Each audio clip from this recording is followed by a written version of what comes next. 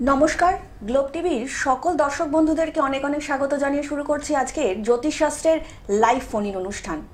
জ্যোতিষ এবং শাস্ত্র, যিনি সত্যি সত্যি পারেন আমাদের জীবনকে একটু অন্যরকম মোড়কে মুড়িয়ে দিতে, এবং যিনি সত্যি সত্যি পেরেছেন এত বছর ধরে নিষ্ঠার সঙ্গে যে মানুষটি এই পথ অতিক্রম করে আসছেন এবং আগামী দিনেও আমার আপনার জীবনকে একটু সুন্দর করে নতুন মোড়কে মুড়িয়ে দেবেন বলে প্রতিজ্ঞাবদ্ধ, তিনি হচ্ছেন ডক্টর অভিজিৎ ঘোষাল, যিনি ইতিমধ্যেই কিন্তু বিশিষ্ট জ্যোতিষী, বাস্তুবিদ, হস্তরেখা বিশারদ, তন্ত্রখ্যাতি সম্পন্ন, 20 বছরের অভিজ্ঞতা সম্পন্ন স্বর্ণপদক প্রাপ্ত ডক্টর অভিজিৎ ঘোষাল। আমরা প্রত্যেকটা মুহূর্তেই দাদার কাছ থেকে কিন্তু শিখছি জীবনকে কিভাবে একটু নতুনভাবে এগিয়ে নিয়ে যেতে পারি। জীবনে বিপদ আসলে সেই বাধা বিপত্তি কিভাবে কাটিয়ে আমরা আরো উন্নতির শিখরে পৌঁছাতে পারবো। আমরা আরেকটু বিস্তারিত আলোচনায় আসবো, কিন্তু তার আগে চলুন আরো একবার আজকের এই লাইভ অনুষ্ঠানে আমরা স্বাগত জানিয়ে নেব ডক্টর অভিজিৎ ঘোষালকে। দাদা, অনেক অনেক স্বাগত তোমাকে আজকের এই লাইভ অনুষ্ঠানে। নমস্কার, গ্লোব টিভির সমস্ত দর্শক বন্ধুকে আজকের প্রীতি এবং শুভেচ্ছা জানিয়ে এই প্রোগ্রাম আমি শুরু করব। আজকের যে বিষয় নিয়ে আমি আলোচনা করব সেই বিষয়টি হচ্ছে, দেখবেন সমাজে এখন নেশার প্রবণতা প্রচণ্ড বৃদ্ধি পাচ্ছে। ম্যাক্সিমাম বাড়িতেই এই নেশাকে কেন্দ্র করে একটা অশান্তি অস্থিরতা সৃষ্টি হচ্ছে। তো এই নেশার কারণগুলো কি কি হতে পারে এবং কেন মানুষ নেশাগ্রস্ত হয়ে পড়ে সেইটা আমি আলোচনা করব। তার আগে ত্রিপর্ণাকে ছাড়ছি, কিছু বলবে। একদম দাদা, আমরা তো অনেক প্রশ্ন পাচ্ছি তোমার জন্য, কিন্তু আজকের দিনে একটা বড় সমস্যা হয়ে দাঁড়াচ্ছে যে মা বাবা তো ভীষণ অনেকে কর্মব্যস্ত, মানে একটা লাইফস্টাইল লিড করতে গিয়ে সেখানে হয়তো তারা ছেলে মেয়েদের দেখতে অনেকটা পারছেন না, কিংবা একটা বয়স হয়ে যাবার পরে তারা হয়তো ভাবছেন যে না, এই বয়সে একটু ছেলে মেয়েকে একটু ফ্রিনেস দেওয়া উচিত, কিন্তু সেই ফ্রিনেসের দিক থেকেই দেখা যাচ্ছে আজকের যে ইয়াং জেনারেশন সেটা কিন্তু নেশায় আসক্ত হয়ে যাচ্ছে, এবং বাবা মার অজান্তেই অনেকে কিন্তু মানে খুব ডিপলি নেশা আসক্ত হয়ে যাচ্ছে। যদি এটা একটু বিস্তারিত। প্রথম কথা, যেটা নেশার কারক গ্রহ, হ্যাঁ, সেটা হচ্ছে চন্দ্র। চন্দ্র আমাদের কিকে মানে কোন জিনিসটাকে নিয়ন্ত্রণ করে, সেটা হচ্ছে আমাদের মন। তো আমরা যদি মনে দ্বিধাগ্রস্ত হয়ে পড়ি, আমরা যদি মানসিকভাবে দুর্বল হয়ে পড়ি, তখন আমাদের বাঁচার জন্য কোনো কিছুকে একটা আঁকড়ে ধরে আমাদের বাঁচতে হয়। তো সেই বাঁচার নেশায় আমরা নেশাগ্রস্ত হয়ে পড়ি, এটা হচ্ছে মেন সিস্টেম। হ্যাঁ, প্রথম কথা, চন্দ্র থেকে যদি চন্দ্র কারোর দুর্বল হয়, সে মানসিকভাবে খুব অস্থির হয়। আর যদি অস্থিরতা আমাদের মধ্যে তৈরি হয়, আমরা যদি স্থির মনের যদি না হতে পারি, তখন যে কোনো নেগেটিভিটি আমাদের কী করবে, হাতছানি দিয়ে ডাকবে, এবং তাতে আমরা আস্তে আস্তে অ্যাডপ্ট করব সেই জিনিসটাকে, এবং তার মধ্যে আমরা ঢুকে যাব, এবং আমাদের মধ্যে আর নিয়ন্ত্রণটা আমরা হারিয়ে ফেলবো ডিউ টু চন্দ্র যদি কারোর জন্মছকে খারাপ হয়। বারবার বলছি, নেশার প্রধান কারণের একটা দিক হচ্ছে চন্দ্র যদি কারোর দুর্বল হয়, তাহলে সেক্ষেত্রে সে নেশাগ্রস্ত হওয়ার চান্স প্রচুর বেশি থাকে। কারণ চন্দ্র যেহেতু মনকে নিয়ন্ত্রণ করে, আর আপনারা যদি মনে দৃঢ়তা আপনাদের না থাকে, তাহলে সেক্ষেত্রে আপনাদের কি হবে, আপনারা নেশায় আসক্তি আপনাদের বেড়ে যাবে, এবং তা থেকে আপনারা মুক্তি পাবেন না। প্রথম কথা, চন্দ্রের দুর্বলতায় কী কী আসে? আবেগের উপর নিয়ন্ত্রণ থাকে না, হতাশা বা উদ্বেগ বাড়িয়ে দেয়, আর মানুষ বাহ্যিক আনন্দ বা স্বল্প মেয়াদি আনন্দ খুঁজে বেড়ায়। হ্যাঁ, যে কারণে সে নেশাগ্রস্ত হয়ে পড়ে। তো এরপরে আমি বলবো যে চন্দ্রের কোন কোন জায়গায় কি কি অবস্থানের ফলে একটা মানুষ নেশাগ্রস্ত হতে পারে। এগুলো একটা বাহ্যিক ধারণা, একটা জন্মচক্রের প্রপারভাবে যদি আমরা ডিসকাস না করি, তাহলে সেটাকে তা থেকে মানে যে জিস্ট সেটাকে বার করা সম্ভব নয়। তবুও কিছু বাহ্যিক ধারণা আছে যেগুলো দেখে আমরা বুঝতে পারি। চন্দ্র যদি বৃশ্চিকে নিচ অবস্থায় থাকে, মানে নিচস্থ অবস্থায় যদি থাকে, তাহলে তার চন্দ্র দুর্বল হয়। চন্দ্র ও রাহুর যদি গ্রহণযোগ সৃষ্টি হয়, তাহলে তার চন্দ্র দুর্বল হয়। শনি মঙ্গলের অষ্টমস্ত দৃষ্টি যদি চন্দ্রের ওপরে পড়ে, তাহলে চন্দ্র দুর্বল হয়। আর কি, চন্দ্র যদি ষষ্ঠ, অষ্টম বা দ্বাদশ স্থান, যেটাকে আমরা খারাপ ঘর হিসেবে বিবেচনা করি, সেই স্থানে যদি থাকে, তাহলে চন্দ্র দুর্বল হয়। এই সব যাদের চন্দ্রের মানে এই যদি পজিশানগুলো আপনাদের থাকে, তাহলে আপনাদের হবে কি, আপনাদের চন্দ্র দুর্বলতা হওয়ার জন্য আপনাদের মধ্যে আপনারা মানসিকভাবে বিচলিত হয়ে পড়বেন, আর ফলে আপনারা কি করবেন, নেশার দিকে আপনারা আসক্তি হবে। এটা হচ্ছে নেশার একটা কারণ। আচ্ছা, এরপরে আমি বলবো যে নেশায় আসক্তি, যে আমরা যে আসক্তি হয় তার জন্য প্রত্যেকটা কোশ্চেনের যেমন একটা অ্যান্সার থাকে, তেমনি প্রত্যেকটা অ্যান্সারের একটা কোশ্চেন থাকে। তো নেশায় আসক্তির আরেকজন মানে মেন কালপ্রিট হচ্ছে রাহু। তো আজকে রাহুর বিষয়ে বলতে গেলে, রাহু কলিতে বলা হয় রাহুকে রাজা।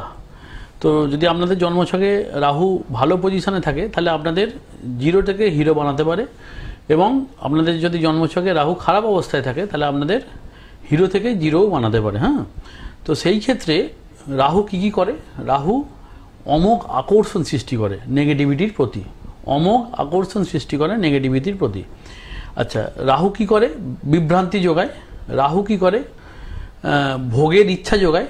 রাহু কি করে? গোপন ইচ্ছা, মানে যে জিনিসের মধ্যে নৈতিকতা কম, সেই জিনিস রাহুর মানে আয়ত্তে পড়ে আর কি।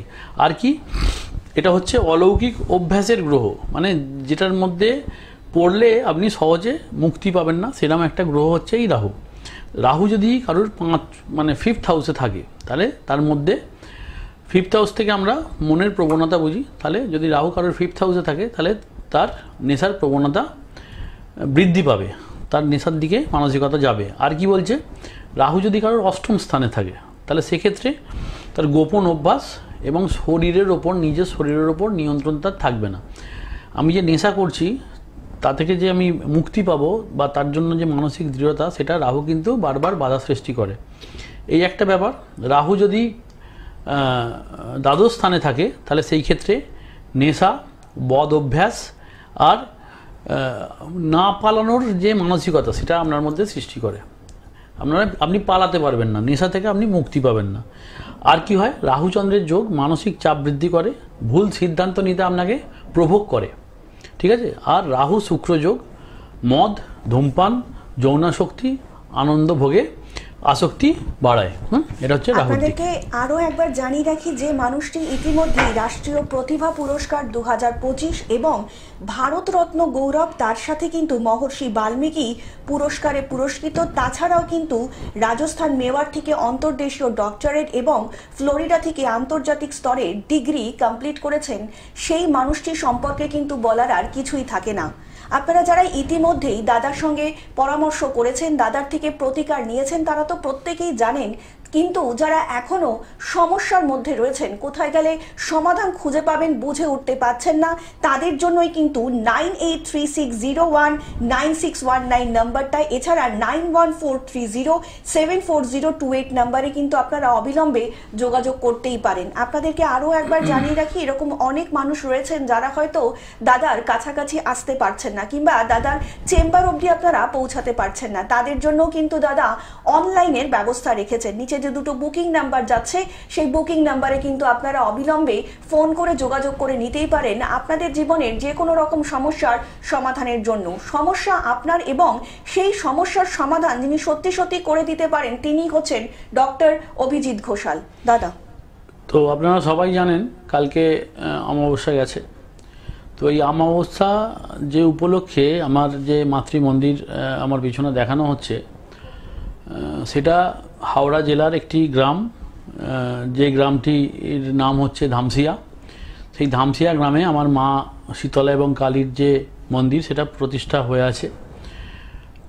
বহুবিধ ভক্ত বহু জায়গা থেকে আমার এই মন্দির প্রাঙ্গণে অমাবস্যার দিন আসে। আমি চেষ্টা করি তারা যে সমস্ত জ্বালা যন্ত্রণা নিয়ে আমার কাছে আসে, সেগুলোকে প্রপার যা আমাদের মানে যন্ত্র মন্ত্র এবং তন্ত্রের দ্বারা যে বিধান আছে, হ্যাঁ, যন্ত্র মন্ত্র এবং তন্ত্রের দ্বারা যে বিধান আছে, সেইটাই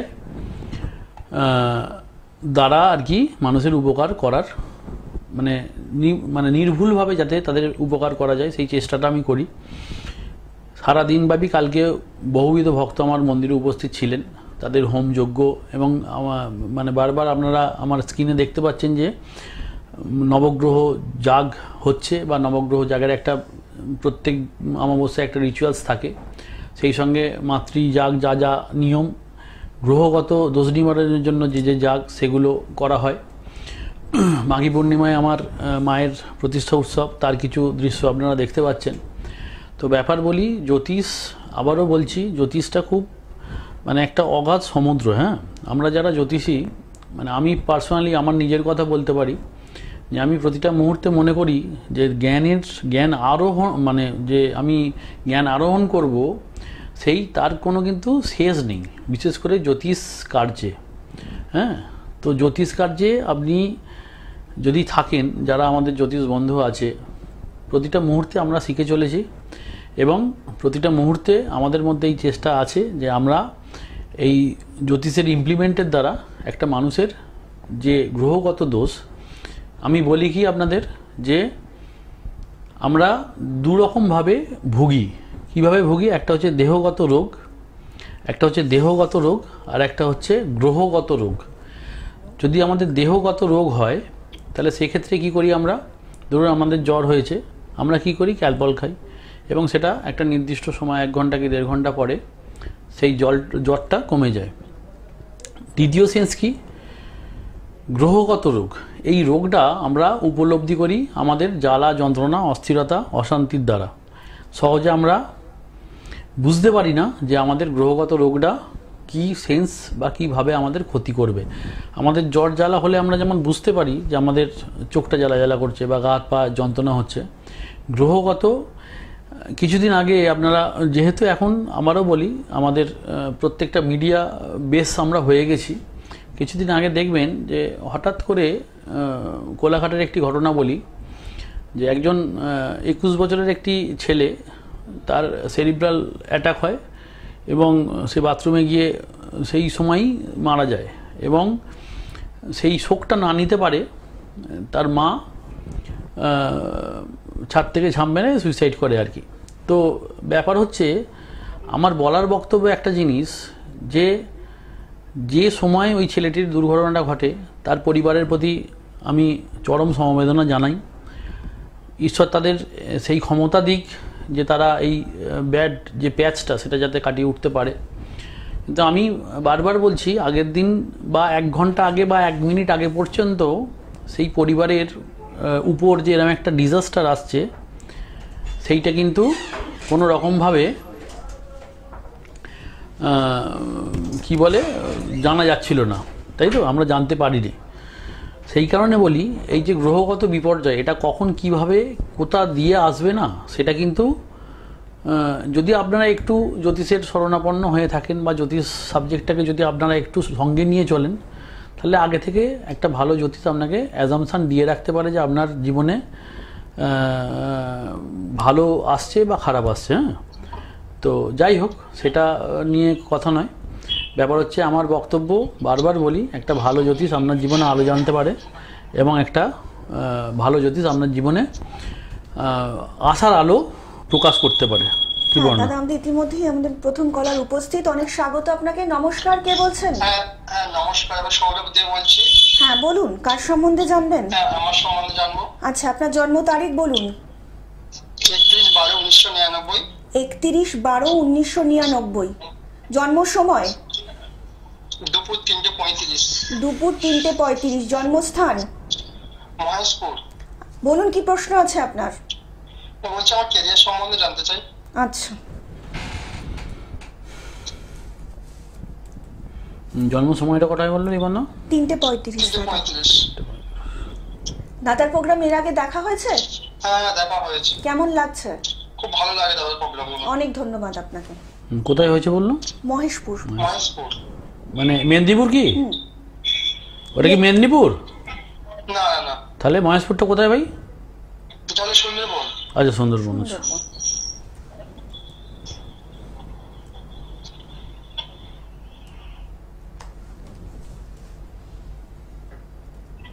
কি কোশ্চেনটা বললে? ক্যারিয়ার সম্বন্ধে জানতে চাই। আচ্ছা, ক্যারিয়ার।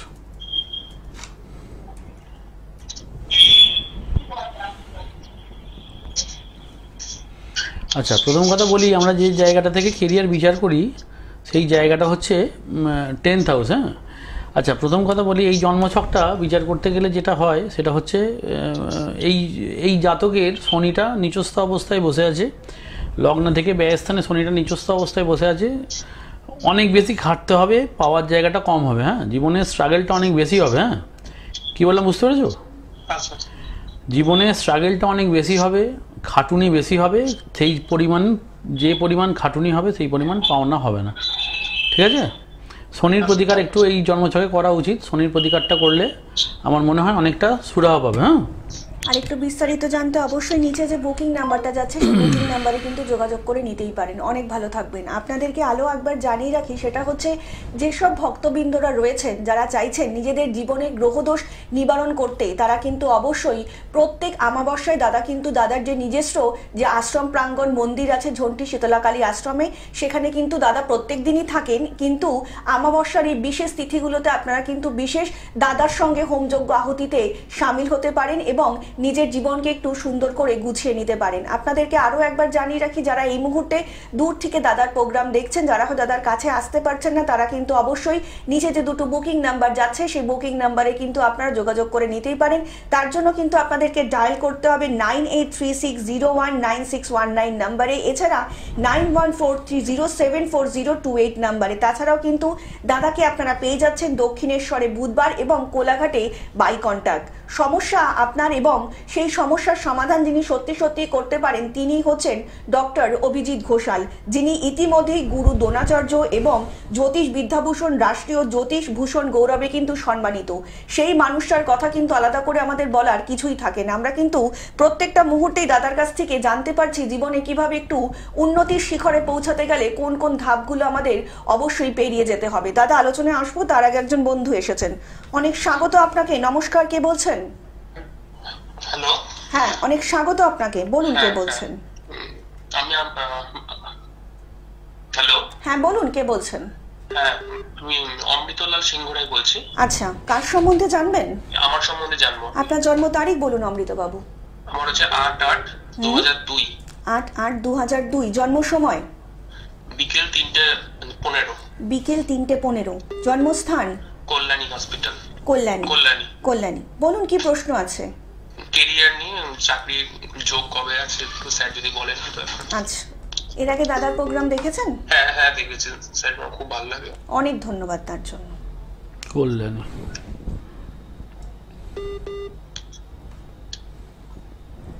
আচ্ছা, এই জন্মছকে বা আজকে যে কটা ফোন আসছে সবই কেরিয়ার রিলেটেড আসছে, যাই হোক।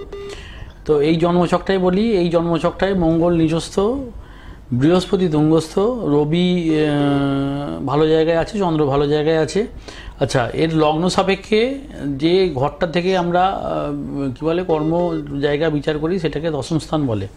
তাহলে এই ছেলের জন্মছকে যেহেতু এই বছরটা তোমার জন্য খুব একটা ভালো যাবে না, কিন্তু যদি এই জন্মছক বা জন্ম সময় যদি সঠিক হয়, জীবনে উন্নতির অনেক সুযোগ সুবিধা আছে। কিন্তু তোমার যে পাওনার জায়গা, আমি আবারও বলি, সেটা একটু ডিলে হবে। হ্যাঁ, একটু দেরিতে হবে, এত তাড়াতাড়ি হবে না, একটু দেরিতে হবে, ঠিক আছে? সব কিছুই পাওনা 10 দিনের জায়গায় 20 দিনে পাবে, 20 দিনের জায়গায় 30 দিনে পাবে, ঠিক আছে? সব কিছু একটু দেরিতে হবে। ওকে, একটু বিস্তারিত জানতে অবশ্যই নিচে যে বুকিং নাম্বারটা রয়েছে সেই বুকিং নাম্বারে কিন্তু অনুষ্ঠানের পরে যোগাযোগ করে নিতেই পারেন। অনেক ভালো থাকবেন দাদা। আমাদের রীতিমতো নেক্সট কলার উপস্থিত। অনেক স্বাগত আপনাকে। বলুন কে বলছেন? হ্যালো, হ্যাঁ বলুন কে বলছেন? আমি সুপ্রা দত্ত বলছি। আপনি ম্যাডাম আগে টিভির ভলিউমটা মিউট করে ফোনে শুনুন, তাহলে শুনতে পারবেন দাদার কথা। হ্যালো, হ্যাঁ, আপনি টিভির ভলিউমটা মিউট করুন। হ্যাঁ হ্যালো, হ্যাঁ বলুন। কে বলছেন? আমার মেয়ের সম্বন্ধে জানবো। মেয়ের নামটা বলবেন ম্যাডাম। মেয়ের নাম ডরথি দত্ত। ডরথি। আচ্ছা, ডরথির জন্ম তারিখ?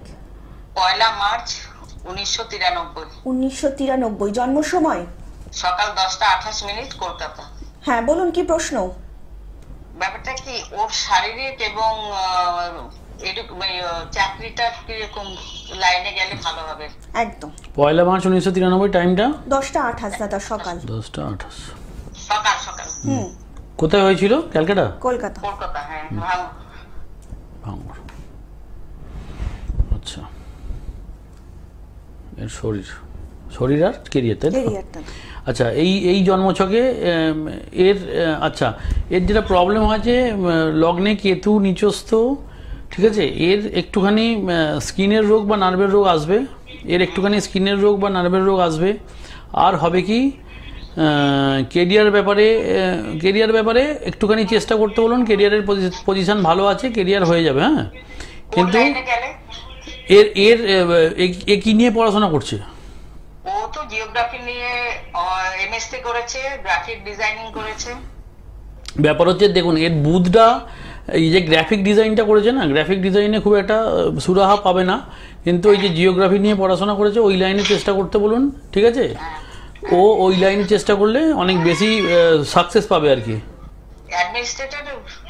অ্যাডমিনিস্ট্রেটিভ পরীক্ষা অবশ্যই দিতে বলুন ওকে। হ্যাঁ, অ্যাডমিনিস্ট্রেটিভ পরীক্ষা অবশ্যই। সরকারি চাকরির যোগ আছে মোটামুটি ধরুন 80 to 85%। আমি ওকে পান্না পড়িয়েছি বুধের জন্য। হ্যাঁ, বুধের পান্না পড়িয়েছেন। অ্যাকচুয়াল ব্যাপার হচ্ছে দেখুন আর একটা জিনিস বলি, এই যে জৈমিনী মধ্যে যে জায়গার ওর কেতু আর রাহু আছে না, এই দুটো নিচস্থ জায়গা। হ্যাঁ, তো ব্যাপার হচ্ছে কলিতে যদি রাহু আর কেতু নিচস্থ জায়গায় থাকে তাহলে সেই জায়গা থেকে প্রথম কথা আমি বারবার এই জিনিসটা বলি যে পাওনার জায়গাটা ওর হাফ হয়ে যাবে। মেয়েটার জন্মছকটা অনেক ভালো, কিন্তু তার মধ্যে ওই যেমন এক বালতি দুধে এক ফোঁটা চোনা থাকলে গোটা দুধটা নষ্ট করে দিতে পারে, ঠিক আছে? এই রাহু কেতুটা এর জন্য কিন্তু ডিস্টারবেন্স। হ্যাঁ, একটু ভালো জ্যোতিষকে দিয়ে আমি আগে একটুখানি কেরিয়ার হোক, অবশ্যই ঠিক আছে, নিচে যে বুকিং নাম্বারটা রয়েছে একে একটুখানি যোগাযোগ করতে হবে। না ইস্যুর সমস্যা নেই, কিন্তু এই বললাম একটু দেরিতে অস্থিরতা, মানে কি ব্যাপার বলুন তো, প্রথমটায় একটা বাধা পাবে, বুঝতে পেরেছেন? মানে শুরুটা একটু বাধা পাবে, বাট হয়ে যাবে, বাচ্চা কাচ্চা হয়ে যাবে, চিন্তা নেই। হ্যাঁ, অনেক ধন্যবাদ।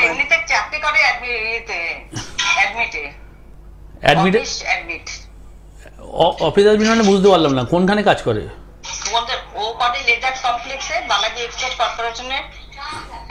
না আমি বলছি এর কর্মকে নিয়ে খুব একটা চিন্তা করতে হবে না, এর কর্মের জায়গা ভালো। হ্যাঁ, বুঝতে পেরেছি, এর মোটামুটি কর্মের জায়গা ভালো। আমি প্রথমেই বললাম এর কর্মকে নিয়ে খুব একটা চিন্তা নেই, ঠিক আছে? পরের বছরটা দেখবেন ওর সাইনিং আরো বেশি হবে। হ্যাঁ, বৃষ রাশি, পরের বছরটা সাইনিং বেশি হবে। হ্যাঁ, অনেক ধন্যবাদ। তো যাই হোক, ব্যাপার হচ্ছে এই অল্প সময়ের মধ্যে এত কিছু, ম্যাডাম সরি ফর দ্যাট, এই অল্প সময়ের মধ্যে এত কিছু বলা ইটস কোয়াইট ইম্পসিবল। হ্যাঁ, আমি বারবার বলি কোনো একটা ভালো জ্যোতিষের পরামর্শ নিয়ে যদি আপনারা চলেন দেখবেন you will get a good result. আবার কেউ একজন এসছে উপস্থিত। নমস্কার, অনেক স্বাগত আপনাকে। কে বলছেন? হ্যালো, আমার ছেলে অর্চন জানো। হ্যাঁ বলুন, জন্ম তারিখ বলুন। হ্যাঁ, ছেলের জন্ম তারিখ বলুন।